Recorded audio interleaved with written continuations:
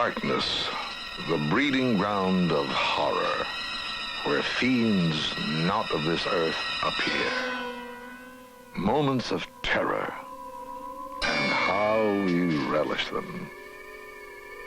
A haunted mansion where actors, papier-mâché, and paint speak a language we know well, the language of horror. We learned it from superstitions, tales, comic books, but most of all, we learned it in those other halls of darkness, the movie theaters of yesteryear.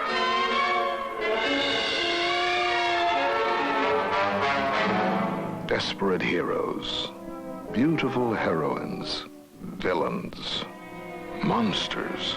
Always they were there to provide us with our beloved moments of terror.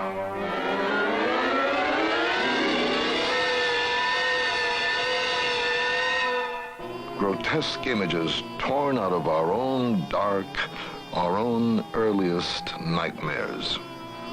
Try as we may, we are never quite able to leave them behind. And that's the horror of it all.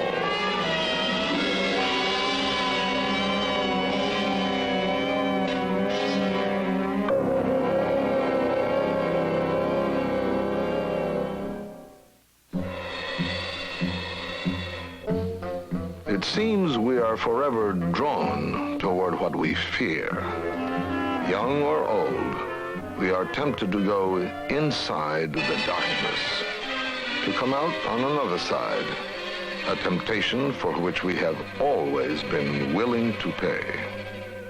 We grow up with a certain hunger, not only for the bright things in life, but for things that are fearful and terrifying. The filmmaker puts something on the screen, and each individual member of the audience adds something unto themselves to complete the process.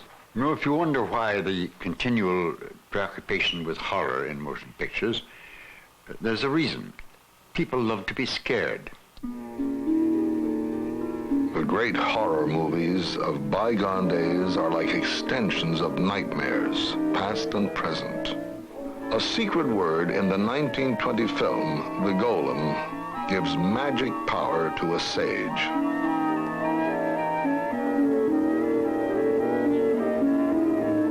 So taken was Paul Wegener with the legend of an inanimate figure who becomes a champion against oppression that he 3 times turned it into film. Wegener's own impressive size enabled him to play the giant clay statue brought to life. The Golem set a pattern, defying the laws of God and man, even with good intentions, inevitably led to disaster.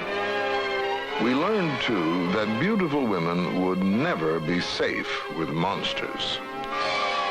Also, in horror films, leading men are invariably ineffectual against monsters.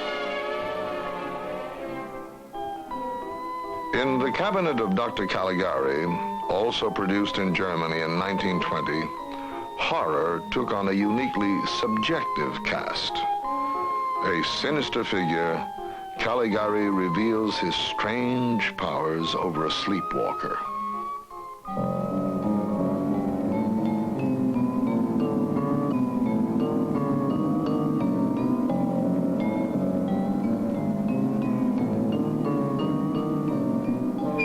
Seeking to project the world of a psychotic, this film uses painted flats to create a threatening and surreal environment as Cesare, the somnambulist, goes forth to commit the murders commanded by his master. This scene was so unsettling that it helped make The Cabinet of Dr. Caligari one of the most discussed films of the 20s. An abiding dread that would be aroused repeatedly in horror films of the future, being attacked when we are most vulnerable, while we sleep. The Cabinet of Dr. Caligari catapulted Conrad Veidt to world attention and it bore home the axiom horror films would repeat. Our monsters were invariably very human and vulnerable to beauty.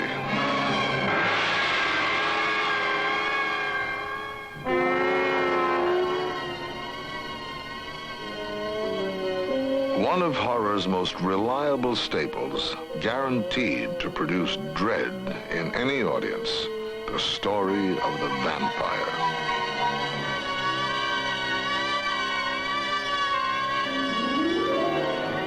In 1922, moviegoers were mesmerized by the German-made Nosferatu, an early working of the Bram Stoker novel Dracula.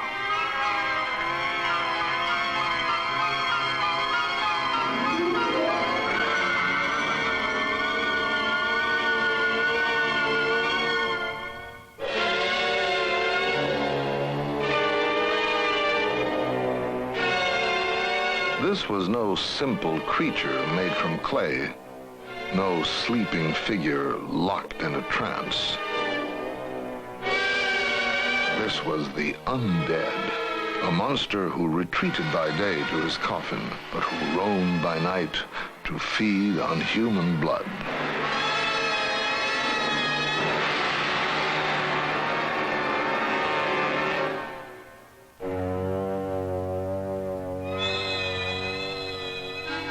In director Fritz Lang's Metropolis, a fantasy and horror film, also from Germany, the heroine is trapped in the very world of the dead, the dark catacombs of a city in a far distant future.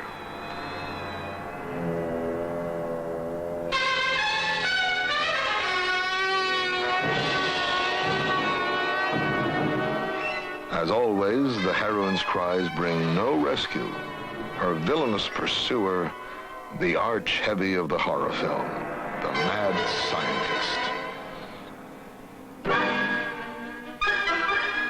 A scene that would echo and re-echo in horror films to come. The laboratory where a scientist dares imitate God as he transfers the very soul of a human being to give life to his robot creation.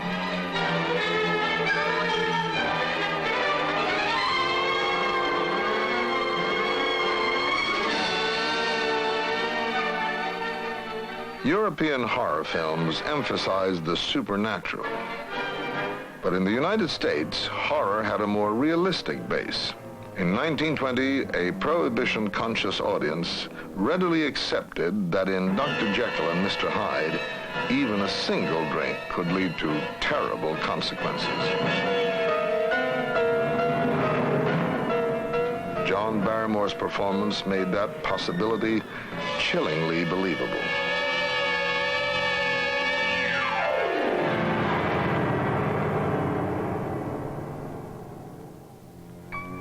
He understood Stevenson's play. Stevenson mentioned that he was the personification of evil, but it was the evil of his expression, and it was not achieved by Barrymore with makeup.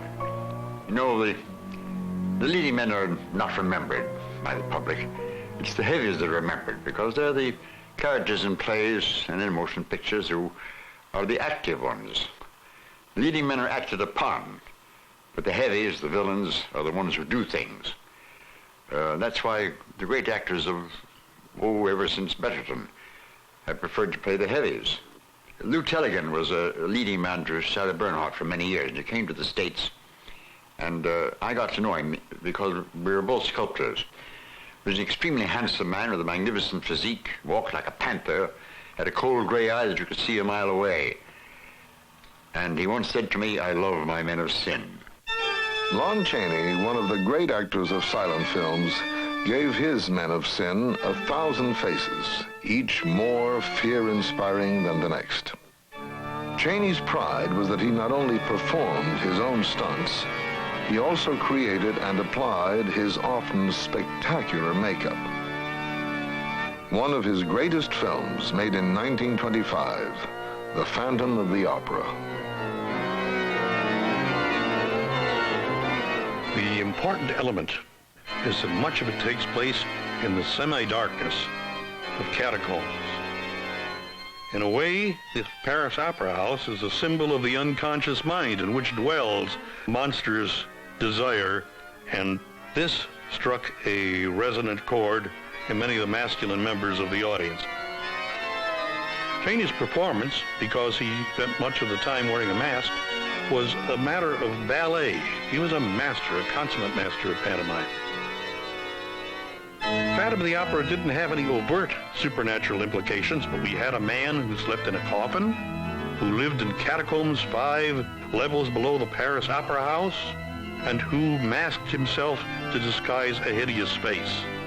And in a way, he pressed the buttons of an audience that at that time was very unaware of the sexual symbolism involved, but it registered nonetheless, because in effect, the character of Chaney portrayed in The Phantom of the Opera was that of a man who is ashamed or afraid of his own sexuality, who conceals his monstrous desire, as it was termed in those days, under a mask. When it is revealed, the heroine recoils in fright from a kindly, gentle man who is now revealed as a hideous being. The unique quality of the silent film in America was that it did not deal with supernatural topics per se. Actually, evil was personified by the ugly and the deformed, as in the case of Lon Chaney and the other actors, and it took place usually in an atmosphere of darkness. We knew, of course, that handsome people were almost invariably good, and that deformed, elderly, unfortunate people were bad. This we had learned in our fairy tales as children. Now we were seeing those fairy tales in darkness up there on the screen, without benefit of Freudian psychology, without benefit of special effects. The important thing is we believed what we saw, and it frightened the living blazes out of us. A 1927 American film that did frighten the blazes out of audiences, The Cat and the Canary. The dark, haunted mansion where terror could lurk in every corner became part of the growing language of horror.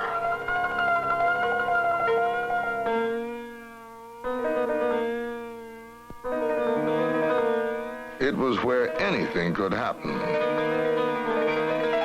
and often did.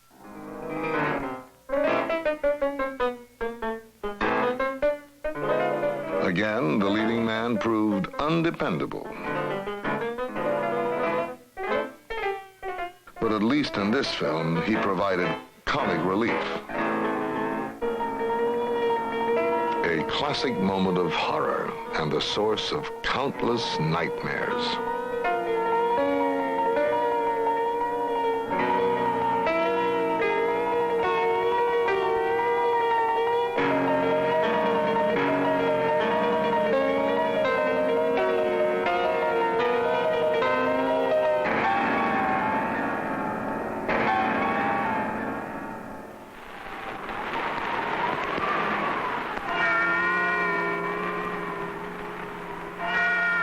In 1931, Svengali, starring John Barrymore, was released. Sound had arrived, increasing immeasurably the ways films could influence the emotions of audiences.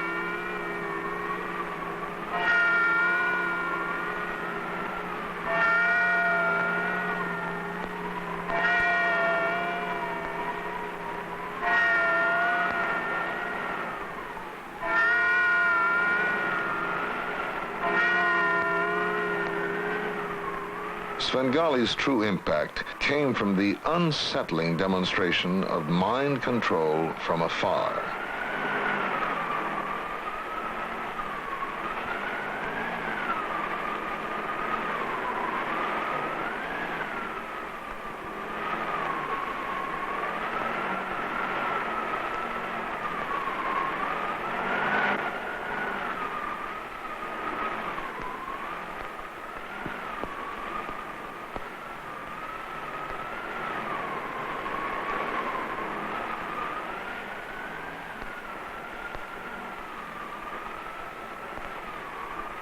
Here was no mad scientist intent on creating life.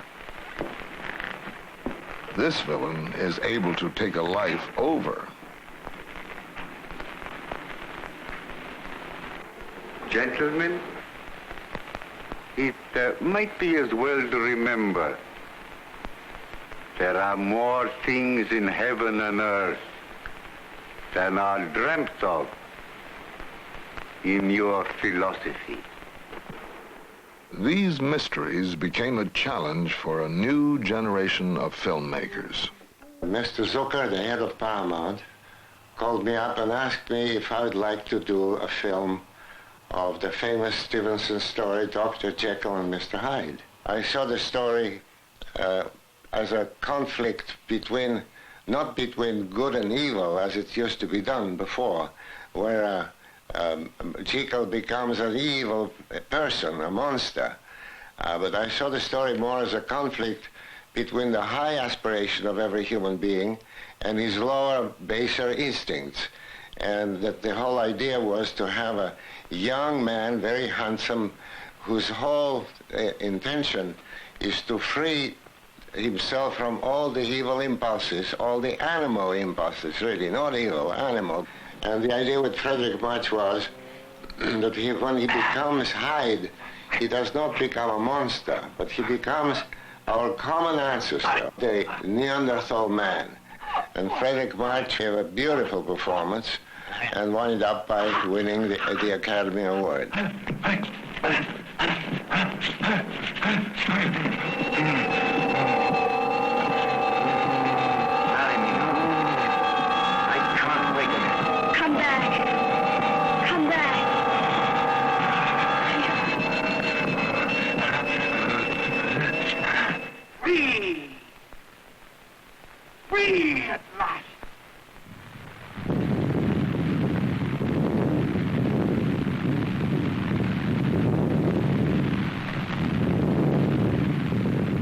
It was the same year, 1931. One of the films designed to meet a public appetite for movies that scared was The Bat Whispers. There was the reliable old mansion at night. This time the menace casting shadows, a bat in human form, shades of terror to come. Outside, the reliable thunderstorm.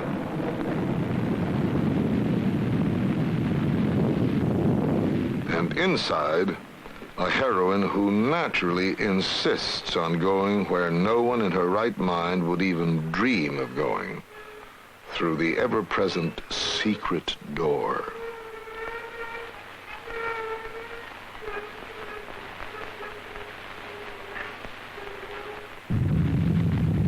One essential sound of the horror film, the scream of the terrorized heroine, was yet to be heard.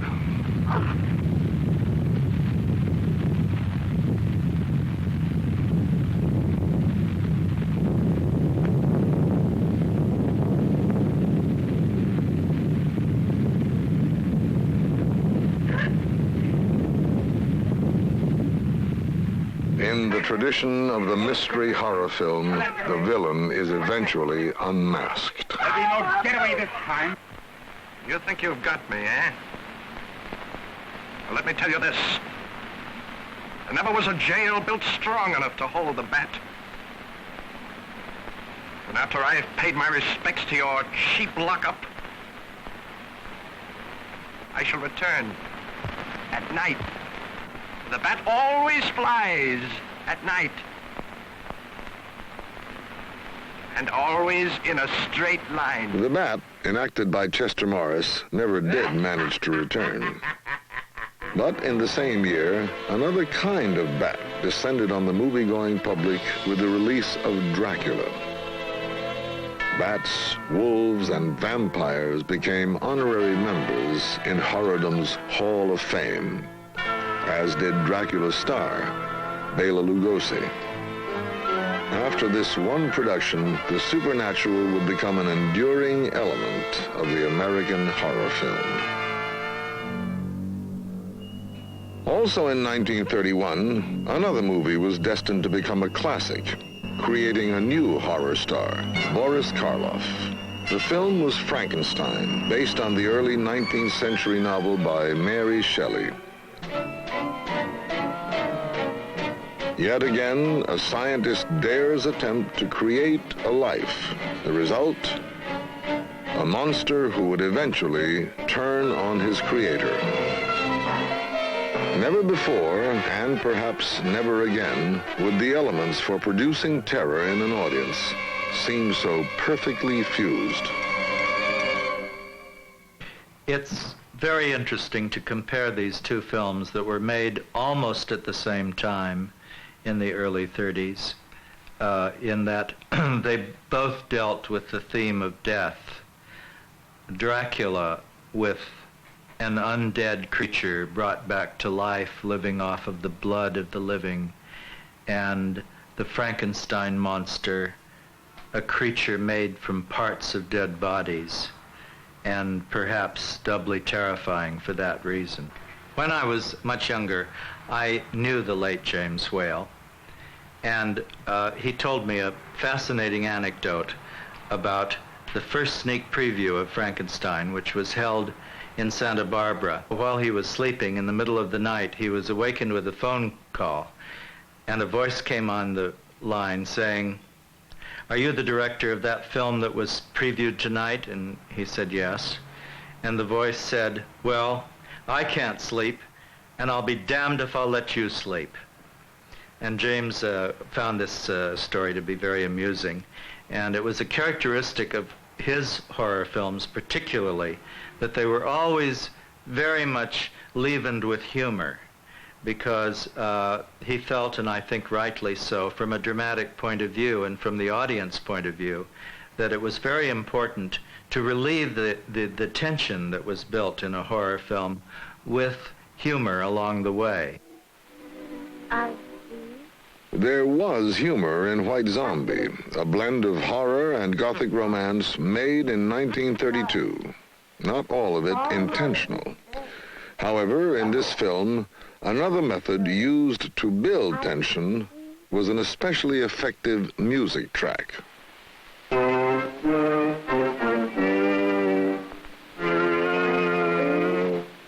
is it? I see death.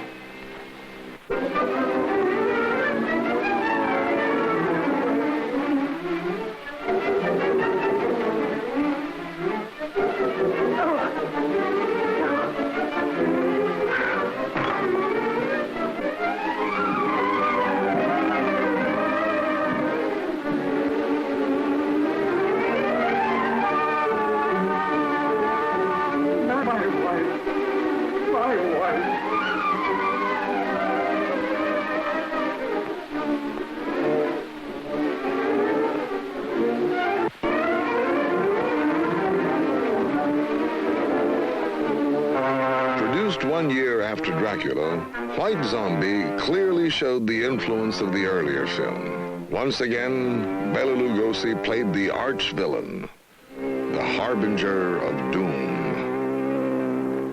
Who are you? And what are they? For you, my friend, they are the angels of death. Not surprisingly, the leading man was inadequate. The heroine, helpless. It was 1932, and James Whale had just finished Frankenstein, which was an enormous success, with Boris Karloff, who was the star of The Old Dark House 2. We had Charles Laughton in his first American film. We had Raymond Massey. We had Melvyn Douglas. And I was very impressed. Boris was as charming and gentle a person off-screen as he was horrendous and threatening on-screen. There was a great deal of thunder going and lightning and rain coming in and cobwebs and doors creaking. As a leading lady, it was my job to be very, very frightened. So Mr. Whale put me into a pale silk velvet bias-cut evening dress, very décolleté, and I asked him why, and he said, because when Boris is chasing you through the corridors, I want you to be like a flame going through the house and be very threatened, and that was my role, to be very threatened, very frightened, and to scream a lot. You know, actually, I think that putting me in pale pink silk velvet added to the feeling of fragility and helplessness that actresses needed in horror films, because if the beautiful young actress or lady is not threatened, there's no horror. The horror film playing at the neighborhood movie house became like a visit of dearly valued old friends. How audiences loved those actors they had learned to hate. High on their special enemy list was Lionel Atwill. His most frequent victim, Ferrer. A 1933 film, The Vampire Bat. You're the one. What mad thing are you doing? Mad? The one who has solved the secret of life to be considered mad?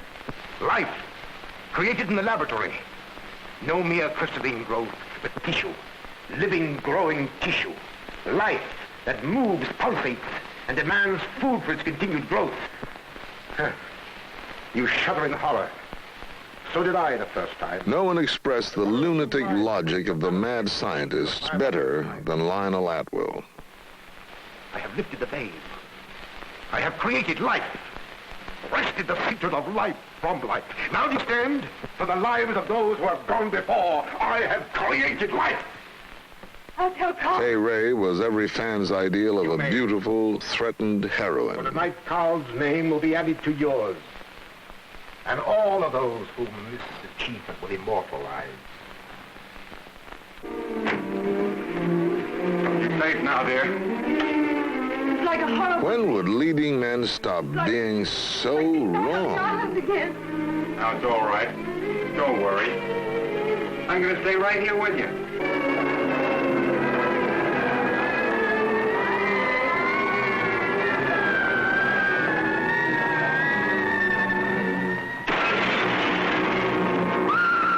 Surely Ferrer never had better reason to utter her famous scream than in the classic horror film of 1933, King Kong. But audiences everywhere understood. Love was what the monster gorilla really felt for the beauteous Faye.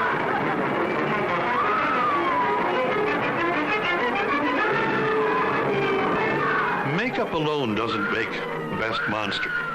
The best monster is one whom we, as members of the audience, can recognize through the makeup as having some of the qualities that are buried within ourselves. All of us got some kind of vicarious pleasure, I'm sure, out of watching King Kong go on a rampage and tear down the very symbols of New York City that represented wealth and power and prestige, which most of us were denied. Because most of us were very poor during the Depression. We paid a dime or 15 cents or 25 cents tops to see King Kong and the other monsters. Those of us who were adolescents got the same kind of satisfaction and gratification out of watching Frankenstein's monster, because he, in a way, was a very symbol of adolescence. Lumbering, inarticulate, ugly, unwanted in a society where age was deemed superior to youth. It's hard to believe that it's turned around, but it has. By the end of the 30s, the old monsters were beginning to lose their impact.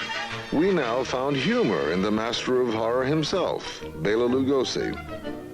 We knew the truth even if the Ritz brothers didn't. The gorilla had a zipper down his back. Other films followed.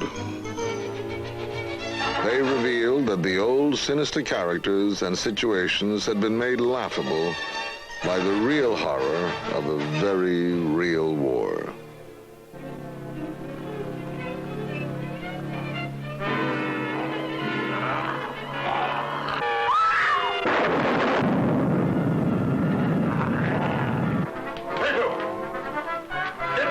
Werewolves, vampires, and mad scientists continued to populate B-movies in the 40s, but increasingly they had become old hat.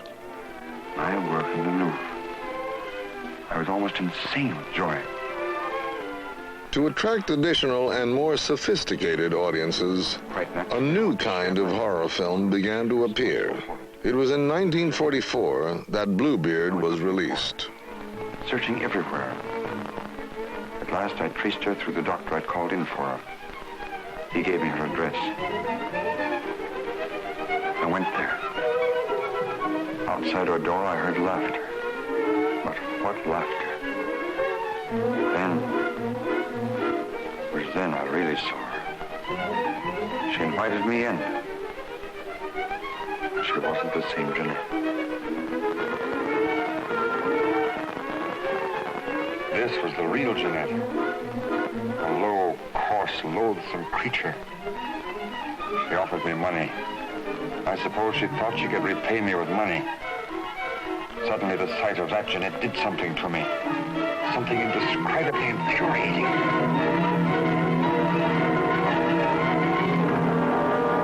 thought that would stop her defiling the image I created of her.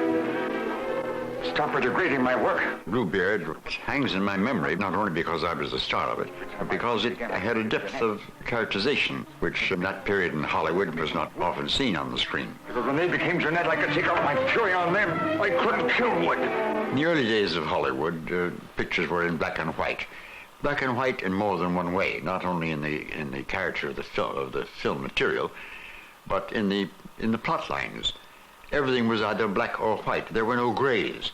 The villains were just steeped in villainy, and the heroes were just too good to be true.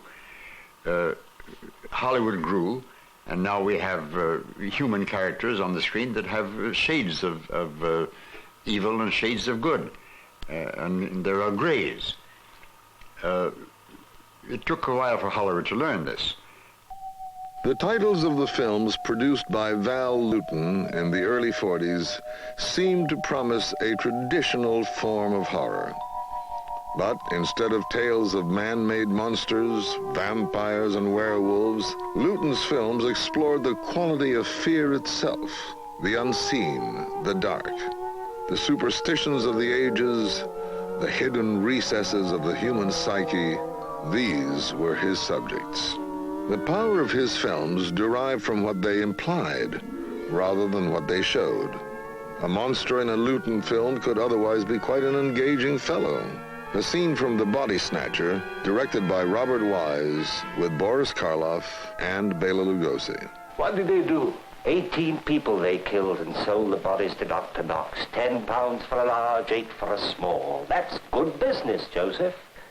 Where did they get the people? That was Hare's End. Oh, you should have seen him on the streets. When he saw some old beldame deep in drink, how he cozened her. Good day to you, Madam Tosspot. And would you like a little glass of something before you take your rest? Come with me to my house, and you shall be my guest. You shall have quarts to drink if you like. How he cozened them. We can do that. But when you get them there, then what? Nor did they handle axe or knife to take away their victim's life. No sooner done than in the chest they crammed their lately welcome guest. I don't understand the song.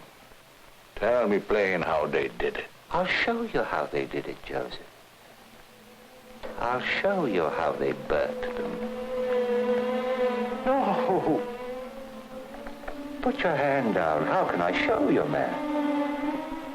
This is how they did it, Joseph.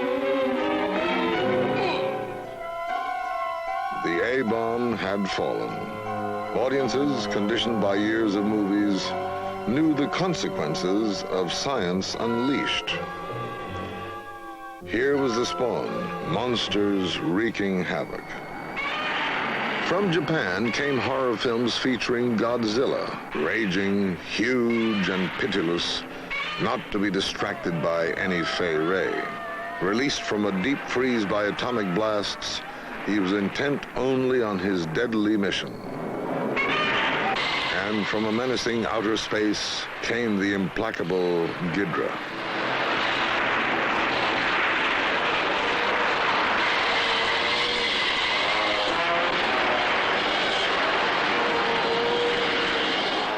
The 50s were a time of suspicion. As one movie solemnly warned, watch the skies. There were enemies out there. There were enemies everywhere. Mutants resulting from nuclear radiation, out to kill. Weird monsters from other planets, out to destroy. Horror and science fiction merged in films that reflected the daily headlines warning of conspiracies within and imminent attack from without. But monsters were not always easily recognized. In the 1956 invasion of the Body Snatchers, they took on the familiar forms of your next-door neighbor. At the same time, the monsters in some horror films were becoming more personally connected with an important new audience. One of the first and most successful of these films, I Was a Teenage Werewolf, starring Michael Landon in his first feature film. When I first started making horror films, it was because I made a film called Crime of Passion, starring Barbara Stanwyck, Sterling Hayden, Raymond Burr. We got great reviews, and the picture opened up and died, and I wanted to know what happened. So I toured the country. I got out of Hollywood, and I saw what happened and what was happening. And that was the teenagers that were buying the records. It was the teenagers that were leaving the house, getting away from that TV box in the living room. The teenagers wanted to get away from the home. They wanted to get away from their parents. And they went to the cinema, they went to the theater, and they had fun with the horror picture because in my horror films, whether it was I Was a Teenage Werewolf, I Was a Teenage Frankenstein, Blood of Dracula, the teenager they were always against the culprit that was the adult. And that's what the kids felt. And that's why they really had a good time. And they had fun with my pictures. The lines of demarcation were gradually being drawn between those who wanted their horror straight and those who preferred it to be suggested. A film that brought the issue home, the 1958 production Curse of the Demon, directed by Jacques Tourneur and starring Dana Andrews. Yes, these are his too. Well, you want your hat and coat, don't you, sir? My coat. Oh, yes. Very forgetful of me. Thank you very much. You passed them.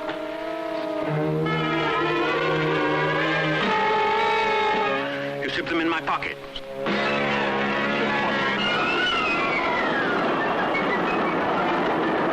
It's 2 minutes of 10. Come on.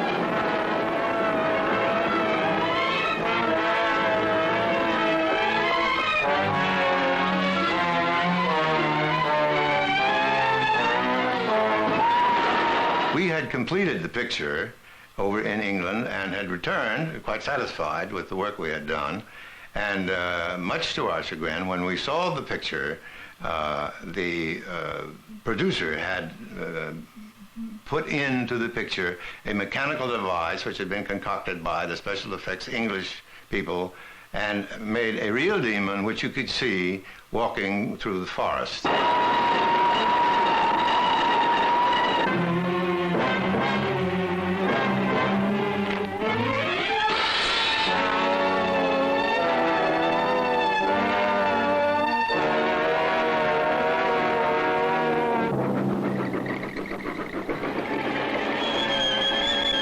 Which was a tremendous shock to all of us because the Oliver Onions story had ended with the remark, maybe it would be better not to know.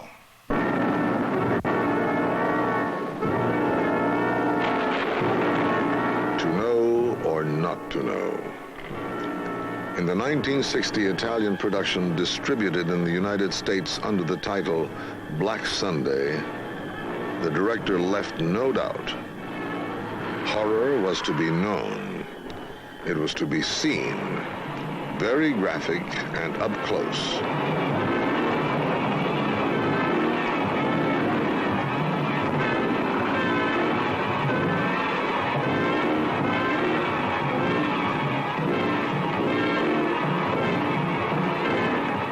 The law of the horror film from earliest days.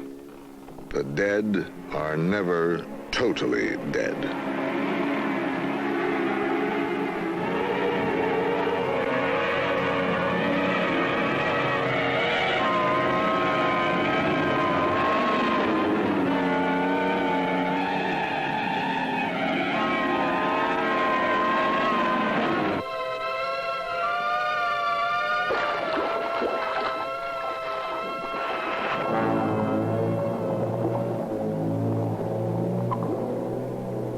But horror also came from the living. And in Francis Ford Coppola's first feature film, Dementia 13, which he both wrote and directed, it came in a particularly grisly way.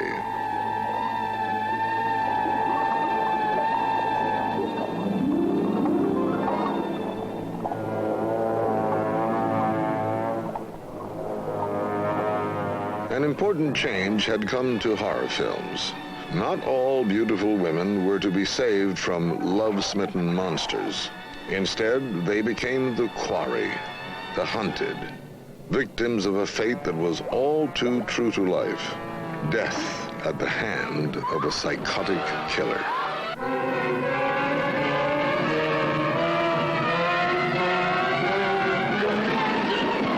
Fantasy and the supernatural, however, would always flourish.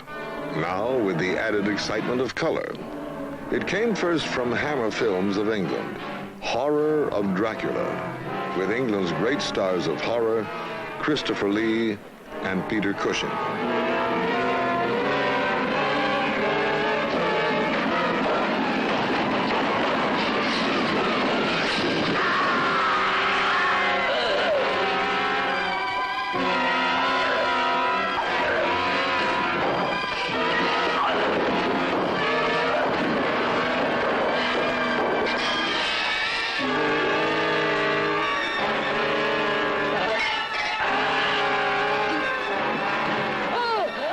Devotees of the Hammer films could take heart.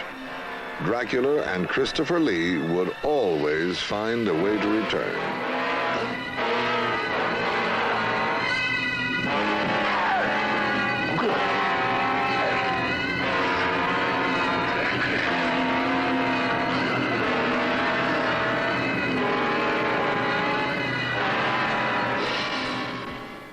For me, Hammer was the beginning of a cult, the beginning of a new era, a new beginning of horror pictures. Hammer, I think, came out of the fact that perhaps on television they couldn't show a lot of blood. They weren't allowed to show that. They weren't allowed to show a lot of sexuality. There was no nudity on television. So perhaps Hammer came out of that taboo. And so I think a new color came, blood came, and a new sexuality, a new sensuality. Of course, because there was nudity. But there was also a sensuality connected to the dark side. And that's something I think that connected with people. The dark side. We all have it. I've never been offered the role of a sweet person. I think it has to do with the fact that perhaps they saw the dark side of me. And I do fit the traditional pictures of the dark woman, the evil lady. I think that's why moviegoers go to see these films. They want to get in touch with that evil side. In the United States, films that dealt with the dark side received a significant boost from the work of producer-director Roger Corman. Despite limited budgets, he made a series of compelling horror films based on stories by Edgar Allan Poe. They frequently starred such well-known masters of the macabre as Boris Karloff, Basil Rathbone, Peter Lorre. The Poe films helped reaffirm Vincent Price as the reigning prince of films of the dark. The most lavish and striking of these films was Mask of the Red Death. I have tasted the beauties of terror.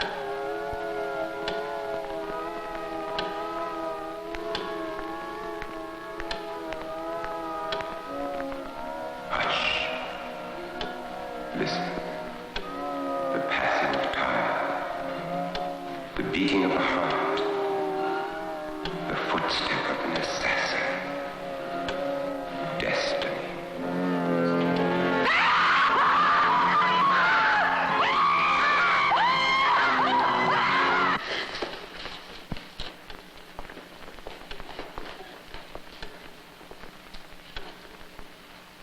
I beg you do not mourn for Juliana. We should celebrate. She has just married a friend of mine. Let the mass begin! You might hold a little bit longer on the shot of his going under the table and then trim a little bit of the beginning of this shot here. I'd like to hold a little... Horror stories have been popular throughout all of history. I think there's a reason for that. The experiencing of horror through a motion picture or a story is a cathartic experience. From the movement in the long shot to her coming into the over-shoulder. It's a way in which the person can work out and express certain problems within his unconscious mind. We all have had feelings of horror as a child. These feelings have generally been buried. They lay repressed or suppressed in the back of the mind. And when you go to see a horror film and you scream with the audience, you are easing some of the pressure.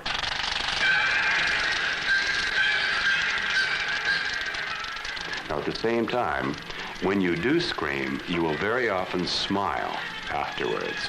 Smile or laugh because you know to a certain extent you've been had by the filmmaker. You know that he has manipulated the tools of his craft in order to get the right emotion from you.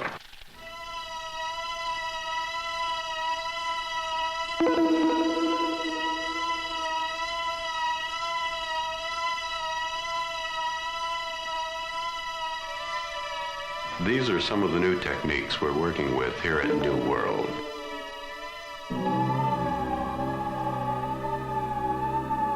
In our prosthetics department, we're capable of doing almost anything. I'm not an android. This guy's got a close-up tomorrow, so... John Beekler is one of the best men in the business, I think. He's the head of our department, and he's created the special effects, the prosthetics, for a number of our films. Push it over, back to the left a little bit. In each one of these things, what he's trying to do is to give the audience something to build upon from within themselves. The brace is slipping.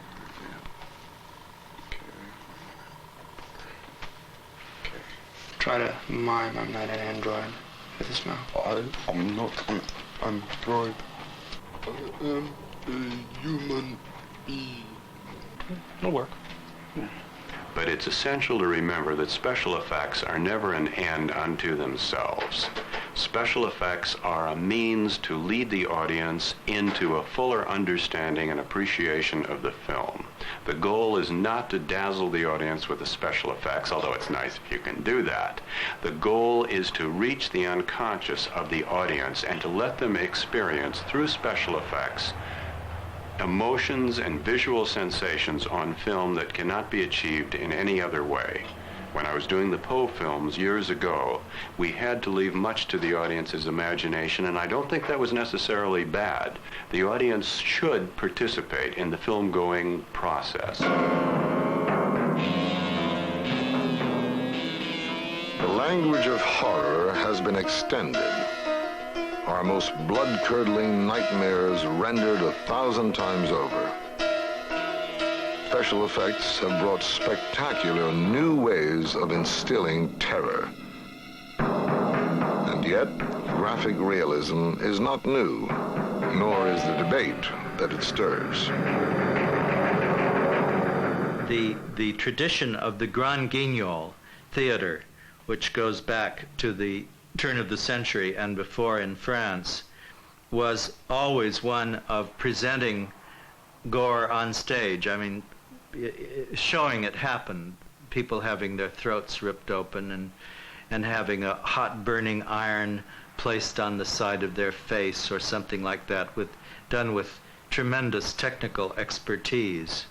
And this tradition, of course, has been carried over into the horror film. The essence of enjoying a horror film is in the fact that you, as a spectator, are totally safe. You are secure. What's happening on the screen is not going to happen to you. Some years ago, I wrote a novel called Psycho about a mass murder. And Alfred Hitchcock made it into a film very effectively, without using overt violence, merely suggesting it on the screen.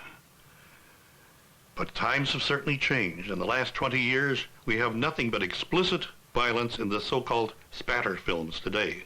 The real horror today is not horror films, which are a lot of fun. Teenagers and adults love them because we never get rid of our fears of the dark and fears of the night. The real horror is on the streets today, in every city, in every town. It's on our television news. If you see a body lying in the street and you've seen it on film as a child and as a young person and as a young adult and as a mature person, it's not a great shock, and it should be. In recent times, that I think that it has become so excessive, and then it becomes a kind of pornography of blood for its own sake, and of course that does become distasteful. It's necessary to call the halt somewhere along the line, I feel, and return to the prime virtues of the horror film, the wonder and the fantasy and terror that it evokes. You can hand somebody a glass of milk, and if the music is right and the setting is right, the audience will jump and scream in the theater. That the very fact that you don't know is what makes it fearful and makes it mystifying and shocking and can scare the devil out of you. Our enjoyment of terror derives mainly from movies.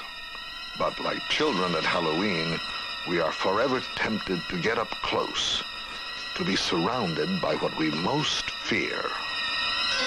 Fear? Why do people come in here to get scared? What do you do that's going to bring out that fear in the person? What you want to do is you want to put yourselves in the position of what scene you're doing. You are Lizzie Borden. You killed your mother, Jack the Ripper. He killed all these women. Whether you're the Wolfman, whether you're Dracula, whether you're a butcher, or to scare, to be scared. We are able to take either role, for we have all at one time or another had to deal with our own dark. I was orphaned when I was 3 years old. My father died, and I was sent to an Episcopal orphanage in Peekskill, New York, run by the Episcopal Sisters of St. Mary. They were very sensible women. Lights went out when it was time to go to sleep, and they stayed out until the morning. So I never learned to be afraid of the dark. My mother told me that I used to have a Halloween skeleton made out of paper in my room, and she was very amused because I loved that skeleton. It represented my fears. But she said that every night before I went to sleep, I would take that and put it outside my room and close the door so that I didn't have to have it with me in the dark. I remember Mama saying every night, "Good night, children." My brother and I shared the same bedroom. "Good night, children. I'll leave the light on in the hall." And I must have equated that with dark not being good for me. Dark and light, they exist together, they coexist, and they must be delved into. The dark side must be. And suddenly we heard these scratchy noises behind the glass. My grandmother went and opened the curtain, and there pressed against the glass was this frightening face of this young woman with her nose flattened against the glass, her teeth scowling, and her nails going like this on the glass. Well, we're absolutely petrified with fear.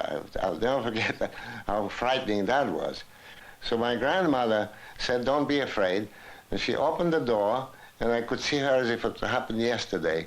She stood there, and she made this gesture to the girl, opened her embrace. And the girl, the insane girl, came right up to her, and she embraced her. The girl put her head against my grandmother's shoulder.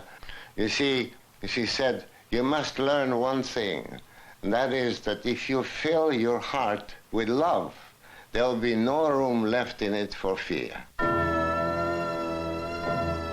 Through the years, the attitude of fans of the old classic horror films has been one of love. What you see now on the walls is an approximation of my devotion to the horror films of the 30s. These particular frames always remind me of the old theaters where people could go in and lose themselves into another world where people can live for 500 years on human blood, where fantasy reigns supreme. these ghoulies and ghosties, creatures that go bump in the night, the things that make you as a child whistle past the graveyard, these flickering images of cinema, thanks to Karloff, Lugosi, Chaney, Ferrer in the clutches of King Kong, all the memories of our childhood, of the horror film, of vampires, these things are never going to die, because in the horror film, they are truly deathless, and so are we all.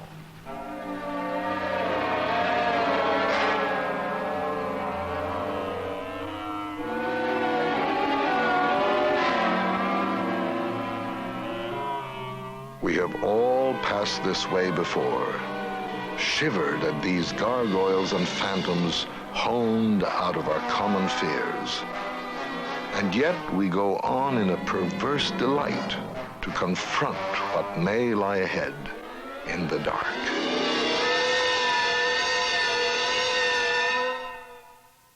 In every horror film, there is a door, and behind that door lurks that which we fear the most. That which we fear in real life, something that lurks behind the closed door in our own mind. It's often the fear of death, the fear of pain. And yet that door must be opened. We must confront our own mortality, our own feeling of inadequacy. And in the best horror films, that door is opened for us. We glimpse the horror, are able to confront it, and walk away with the feeling that from then on we could live with the fear of death or the fear of suffering. We can understand it a little better, and in so doing, understand our own souls. We have all learned the language of horror. We have shared it, just as we share the nightmares of the child that remains within us all.